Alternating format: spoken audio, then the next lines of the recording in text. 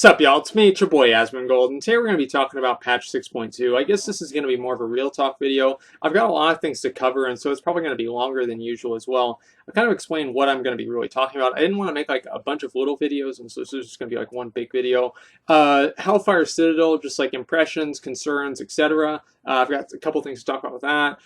Then also the cutscene whenever you kill Archimon, so there's going to be spoilers in here. So if you don't want to know what it is yet, don't watch the video because I am going to be talking about it.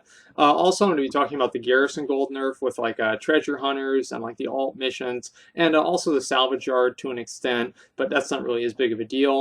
Then also kind of addressing a lot of the player concerns they've had in, I guess, like on the forums and just things that people have kind of complained about with patch 6.2. And then I'll maybe talk about a couple of ideas that I have about like kind of concerns about like the meta game and just like the game in general, not necessarily problems that were created or solved with patch 6.2. Just the two main things that I think are really a problem with WoW right now.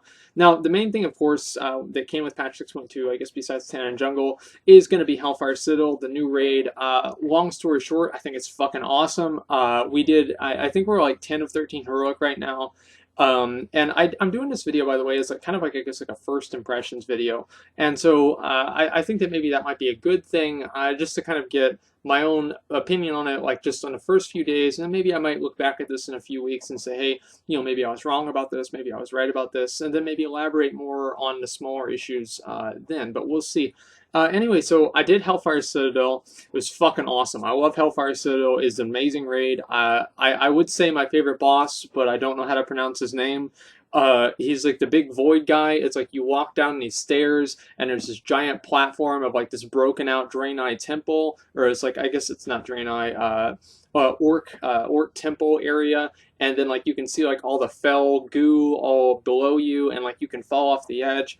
And it's like this giant shadow guy, and there's like fire everywhere, and the two types of fire hit each other, they explode, and like there's ads. It's awesome. Okay, I had so much fun doing this fight, and I think it's like Zal. It's a Void Ward, right? And so he's got a weird ass name, so I have no idea how to fucking pronounce it.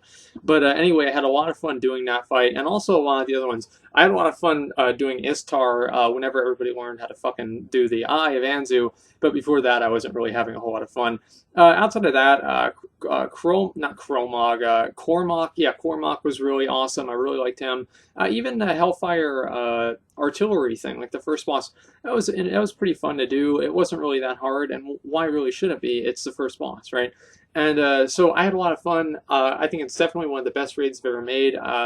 All of the raids in this expansion and also in Mists of Pandaria, I think, have been just top tier, great raids. And you know, like that's the one part of the you know, people can complain about a lot of different things in the game, but I don't really think anybody's going to say that the quality of raids has gone down. It's definitely gone up, and you know, I enjoy them a lot more. You know, it's one good raid after another. It's great, but I do want to talk about a concern that I have with raiding, and I guess the spectacle creep of raiding, because this is a big issue, I think, for not really myself as much, but for new players. And that is that there's just so many mechanics in the game that you have to deal with. And I realized this kind of on one of the fights in Hellfire Citadel. I think it's like Tyrant Valhari. I'm not exactly sure how to pronounce her name. But I was doing this fight on a melee character, and because she's very small, it's very hard for melee to really see what's going on, because whenever you count in the amount of pets that are you know, there's like all the hunter pets, there's like Stampede, Warlock pets, and I think like other classes have pets, like Death Knights have pets, and you know, I think now there are trinkets to summon pets, and so there are tons of pets going on. And on top of that, there's like let's just count the ground effects that are going on: Healing Rain, Consecration, Death and Decay, or Defile. I think you can only see Ravager if you're the warrior, and I said Consecrate, and Efflorescence as a healing druid. And so those are just 5 that I can think of right now of ground effects that you all have to be that your computer has to be rendering, which is another problem. Is that there's so much stuff that's going on in the raids now. It's very graphically intensive, and there's not really it's like if you have like a $500 computer or something like that, you're probably going to have a really bad time you know, even having a chance at getting out of these mechanics that are very crucial for you to avoid.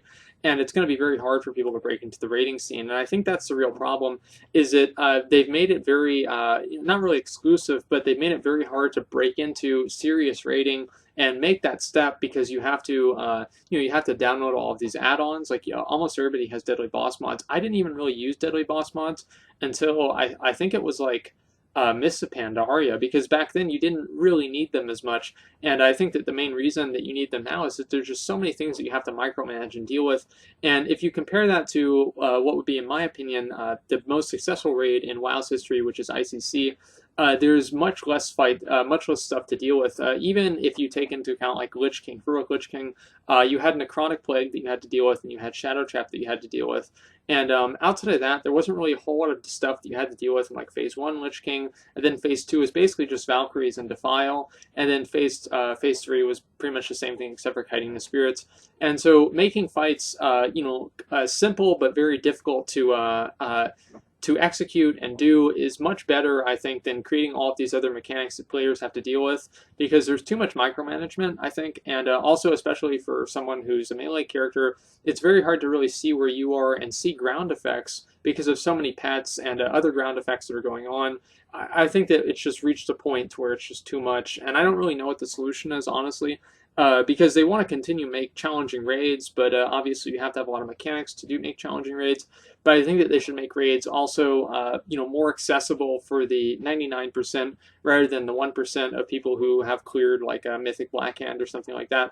For someone like me, if I play badly, I'm going to get better because I play all the time. I raid on schedule with a guild. I'm going to get better, right? But other people aren't really going to have that option to, and if you compare the amount of mechanics that are going on in like any fight in ICC, and compare that to the amount, maybe like Blood Princes had a lot of mechanics, but besides that, compare that to the amount of mechanics that's going on in like one of the later Hellfire Citidel fights, there's really just too many of them, and it's going to be very hard for a new player to kind of get into the raiding scene and be successful whenever there's such a huge jump in difficulty. And there really wasn't one of those in Burning Crusade, in Vanilla especially, and even in Wrath of the Lich King, I don't think. Cataclysm, the first tier Cataclysm was ridiculously hard, and besides that, I think Cataclysm did a kind of good job. But now I think that we're seeing just so many different mechanics and things going on that it can be kind of hard for people to get into the raiding because of just how much shit is going on. If for no other reason, then they probably don't have a computer that can handle it.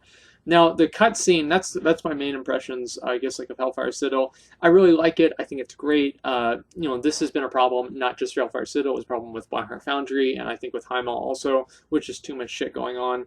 But outside of that, great raid. I really like it. And also, I do want to say one thing. This isn't really like an L2P situation, because anybody can really get better.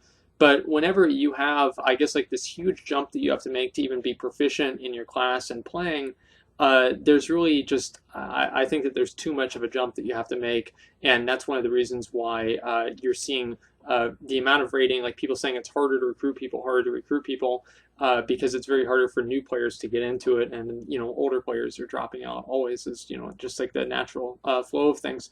But new players are not coming in to replace those old players. So that's kind of the way that I look at it. It's not that it's really too hard for me. I'll figure it out. But for a lot of other people, I do think it's just a little bit too much. So besides that, the cutscene, and so this is the spoilers part. So anyway, what happens after you kill Archimonde? Archimonde does like this green beam to Gul'dan and throws him through the portal into the Twisting Nether. I don't know why. Apparently Gul'dan made a pact with Archimonde. We have no idea why or what that pact is or anything. So that happens, and then what pissed people off is that so Grom is there because Grom is like imprisoned by Gul'dan. You guys saw that maybe in the 6.2 cutscene, but he's imprisoned by Gul'dan, and we set him free, and then he helps us kill, like the rest of the bosses and kill Archimonde. Now people are mad because they didn't really kill Grom in the end. Now I don't really consider this a very. It's like I can see why people are mad about it. But if you look at things realistically, I don't really think that that's what would really happen. Grom, like, for one, Grom's a very powerful figure in Draenor. He's like the leader of the Warsong clan. Well, he's the leader of Iron Horde. That's not completely dismantled, by the way. There are a lot of people who are still in the Iron Horde, as you guys would see in like a lot of the cutscenes, and also just around in Draenor. There are a lot of people who are part of the Iron Horde. Also, he was the former leader, and I guess now he is the leader again because Garrosh was killed of the Warsong clan, and so them just killing Grom is not really that simple. And I would also like to say that like usually like Grom and Yrel and Duratan, who are the three people who are in the cutscene, all have this common enemy, which is Archimonde. It's like in Lord of the Rings, whenever like because the dwarves and the elves hate each other, but Legolas and Gimli got together even though they hated each other, and they got into fellowship and they went out there to throw the ring in Mount Doom. And the reason for that is because Sauron is a really, really big fucking deal, and that's like pretty much the equivalent of Archimonde or something like that in World of Warcraft. And they have to unite to get together to fight this greater enemy, and it's kind of like the the enemy of my enemy is my friend. And I don't really think it's just that simple that, okay, so Grom did a bunch of bad stuff at the beginning of Warlords of Draenor, and so now they're going to kill him. Also, I don't really think that 6.2 is going to be the last raid. I think they're going to be doing another one. My personal expectation is 6.3 will be the last raid tier, and there might be like a 6.4, which would be like a holdover patch until the next expansion. 6.3 will probably have like Farallon and whatever the next raid is. I have no idea what it'll be. But I think that's like my prediction of what will happen. But so obviously they're kind of leaving things open to continue the storyline. But I do think that that's like kind of misplaced really anger, because a lot, like even in real life that happens. I think like it's like the United States like armed Osama bin Laden, and even though they didn't really like him, they didn't like whoever Osama bin Laden was fighting against more. And so again, picking the lesser of two evils. And also Grom is like this legendary warrior. I mean, he killed Manoroth pretty much on his own. And so it's not like this guy is just useless, right? And so I did want to talk about that and kind of give my opinion of that. Now, my opinion of the cutscene, it was, like, I mean, it was okay, I guess. Like, I wasn't like, oh my god, this is fucking awesome. And I think that, like, really, I wasn't really expecting to. I didn't really expect a cutscene at all, honestly. And I know we didn't get one with Blackhand, and so that is one reason why people might think it is the last tier, because like Garrosh had a cutscene, Deathwing had a cutscene, and Lich King had a cutscene, of course, which was fucking amazing. And so people were kind of expecting, okay, this is going to be a cutscene, and this is going to be the end of it. I don't really know if that's going to happen or not, but I would be surprised if Archimonde would be the last boss in the tier. Anyway, so I did want to talk about that and address kind of at least like give like my opinion. I'm not really surprised they killed Grom. I think that, I think that like Ian Hasekostas said that they had more story to tell, and so maybe they'll kill him later on. Like we don't really know what the ending of this is, but yeah, the cutscene was really not that great in my opinion. I thought it was kind of mediocre, to be honest. But I didn't really expect much. This is like in my I think it's like a middle of the expansion, cutscene. Gul'dan is not going to be that easily defeated. Khadgar turns into a bird, flies away. Everybody else raises their weapons around, and then next to basically the killer of like half of Draenor. Okay, great, we're all happy, but I mean, realistically, that's happened in real life. That happens in lots of other stories. It's just pretty standard. And, it's actually probably one of the more realistic things that happens in the game, where people kind of have to unite and, like join forces with other people who they hate, just to get rid of somebody who they really hate. And so, it's not really too big of a surprise. And again, we don't really know the end game for this either. And so I did want to talk about that a little bit. And I know that some people might disagree with me, and I understand that, especially like if I've never really been a hardcore Alliance or Horde person. I really just enjoy the story, and so it's not like I really have like a vested interest in anybody really succeeding or failing. I also kind of want to talk a little bit about the Warlords of Draenor war itself. It's become really like I've considered like the story to be very contrived. It's very convoluted. I don't really understand where they're going with this.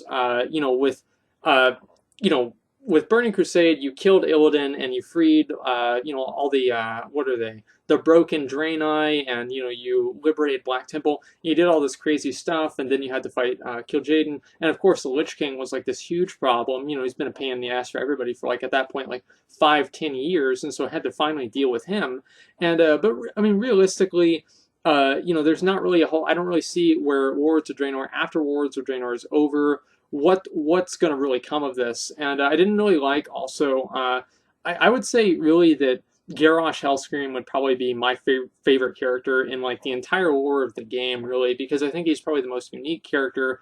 And I think Arthas is probably up there, of course, for me as well. But I would say Garrosh is probably my favorite character because really you've seen like kind of the mentality of the game and the mentality of the Horde is kind of changed. And like Garrosh has never changed. Like if this is Warcraft 2, Garrosh would be like, you know, number one big dick war chief, you know, from start to finish, and just like his dad Grom, and you know, he even went back in time and told his dad basically, yo, you know, something went wrong 35 years ahead of time, and you know, pretty much told him what happened.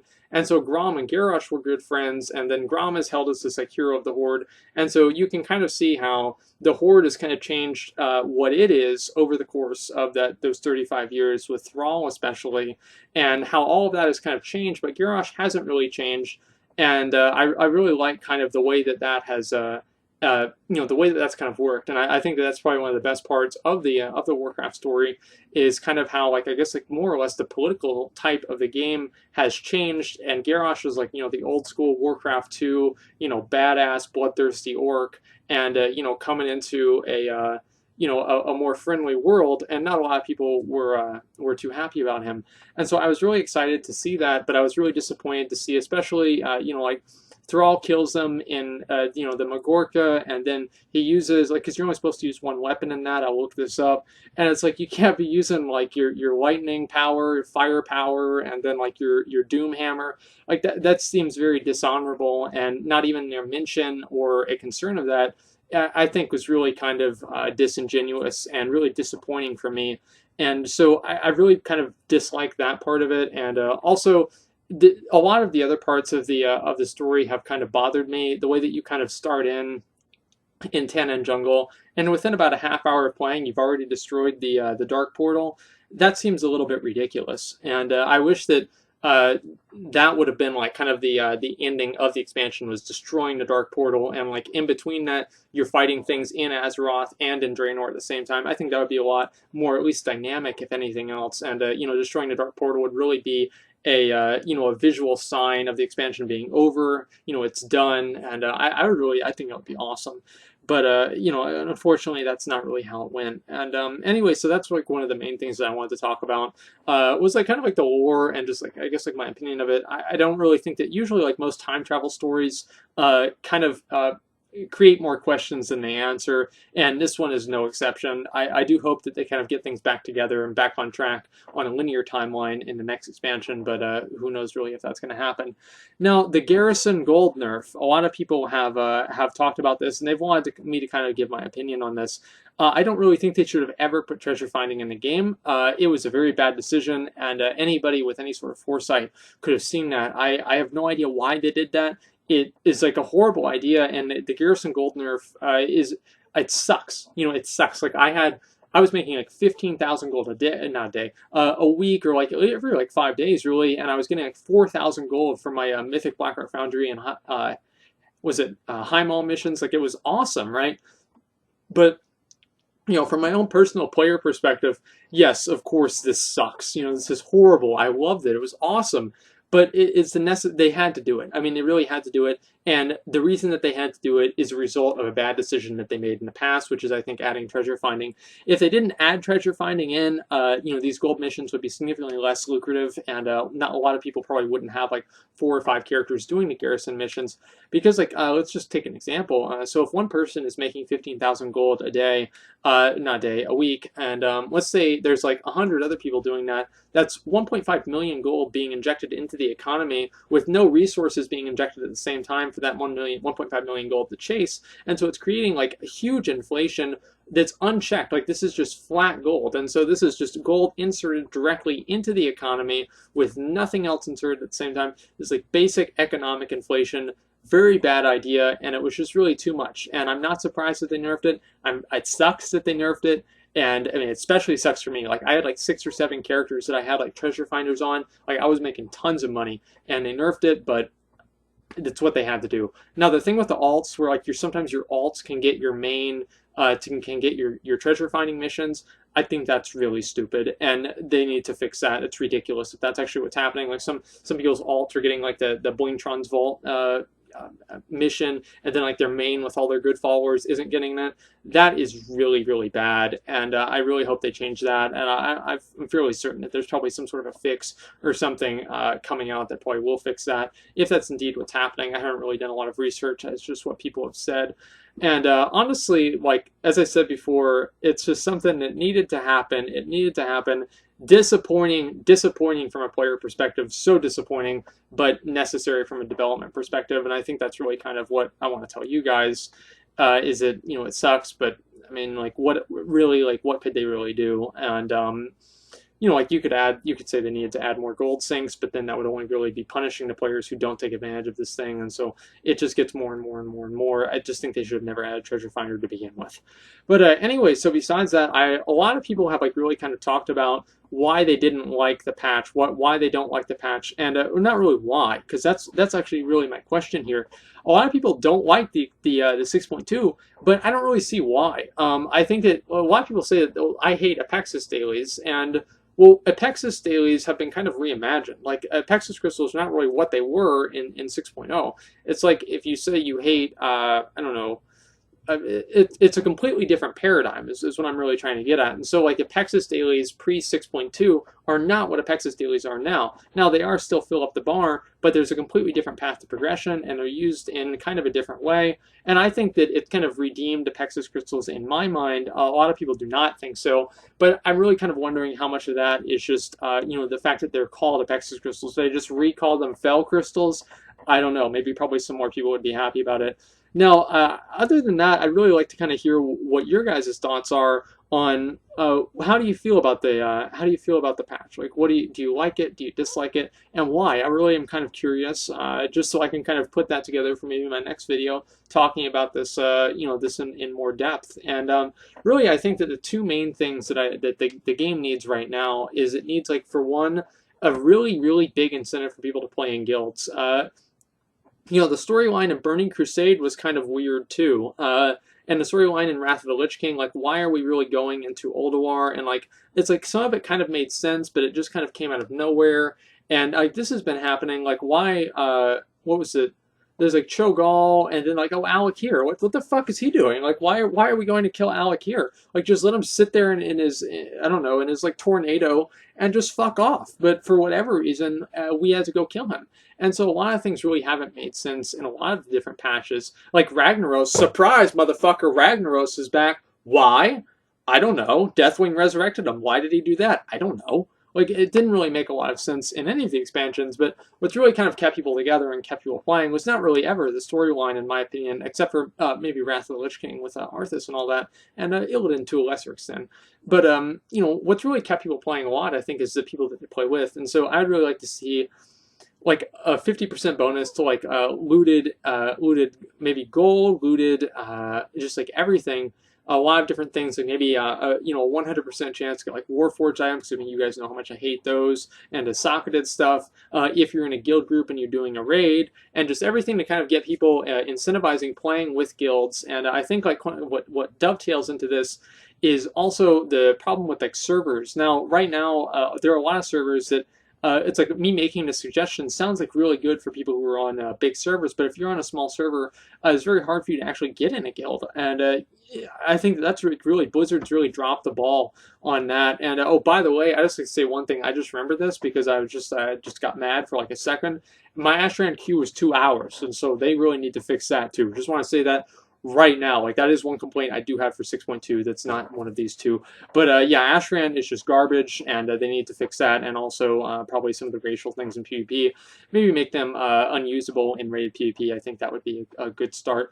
Anyway, so I think they really need to incentivize making these making people play with their friends, and might sound kind of silly, making people play with their friends, but you know, there's a really good reason for that, and it's kind of what keeps people playing. Like, we have people who came back to the game It wasn't really to play Hellfire Citidel. It's like, oh, I wonder what happens to Gul'dan. Who gives a fuck, right? I mean, Gul'dan's dead, right? So this is like imaginary secondary Gul'dan, and then, oh, there's secondary Archimonde, who's also, well, wait, is this really the main Timeland Archimonde? And then, oh, we've killed Archimonde twice now, and then, well, we re-killed him the first time. And so, like, I mean, this is confusing as fuck, right? And so, they come back to play with us. They come back to play with their friends. And that's really what kind of keeps people resubscribing and replaying. Like, I've got, let me see if they're still on right now, actually. Yep, they're still on right now. I've got 4 of my buddies right now. If y'all are watching, Zach, and Austin, y'all are all doing in Zuldrak right now. Y'all are in Zuldrak with Iceman, and all you guys are re-leveling and coming back to the game to play in 6.2. And the only reason that you're really doing that, I was talking to like one of my buddies, Zach. There's 3 Zachs. I'm Zach, and there's 2 other Zachs. It's very confusing if we ever go somewhere that asks for our name. The reason that they're coming back to play is they're coming back to play with each other. And people, that's really kind of what keeps the game together, and was like kind of, it's the best retention mechanic that they can possibly make is friendships in the game. And the best way to do that is facilitating those through guilds, and the best way to do that is incentivizing playing in guilds and playing with the same people. And so that's why I'd really like to see a lot of these different, incentivizations. So, like, maybe, I'm not really entirely sure. Like, I think that giving people, like, just an increased amount of loot, I think that would really be a good idea. And again, I think that should also be dovetailed into maybe combining some servers or doing something like that to where people don't really have this problem where, oh, I'm not really able to find a guild because there's not a lot of people on my server. That is a legitimate complaint. A lot of people have that problem, and I'd really like to see them fix it. And really, I think that the other thing that they need to do is create some sort of a linear path. And Apexis Crystals do this in a way with 695 gear, but really 695 gear isn't really that great for anybody who's a raider. I mean, if you're doing normal Hellfire Citadel with a lot of people, which a lot of people are going to be doing, and also even Mythic Dungeons can drop 700 gear, and just a lot of other stuff like that, there's not really going to be a whole lot of stuff that you can get outside of raids for raiding. And back in the day in BC and in Wrath of the Lich King, they had badges. And honestly, guys, I'm going to be real simple. I just wish they'd bring badges back. And as a way, like a linear path for like, okay, I'm going to get 5 badges this week. I'm going to get 5 badges next week. And then, in 2 weeks from then, I'll take all 20 of those badges and I'm going to buy a new trinket or something like that. And it's like 6, 7, 20 item level, 7, 15 item level. And so, and then like make them drop from Mythic Dungeons or something like that. So people have a path to where they can actually get some gear that's not just mediocre gear, but actual good raiding gear. And maybe not a whole lot of slots, maybe only like 1 or 2 slots, 3 or 4 slots, but at least a way for raiders to do that, and also for people to aspire and get into raiding more. And so those are really the 2 main things: incentivizing guilds and playing with your friends, and also a more linear path to getting geared and raiding. I mean, I'm not really a big fan of the RNG boxes, although, yo, guys, oh my god. I got the shoulders from Imperator Margot today from my Heimel box. I finished my my Death Knight offset mythic set. I'm looking good. I'm looking good. Y'all, I would say inspect me on the armory, but it's broken. But I'll just take my word for it. I'm looking good. So anyway, those are like, I guess, like my thoughts on patch 6.2. What I think, how I feel. Let me know how you feel. What do you think the patch has? What problems has it solved for you? What problems has it created for you? What are your problems really with the game right now? And I'm kind of curious. I think 6.2 has solved a lot of my concerns, but apparently for a lot of other people it hasn't for theirs. So I'd like to hear about that. But anyway, I hope you guys enjoyed. I guess this was kind of a longer video, but hopefully that's okay. Thanks for watching, and like, comment, subscribe.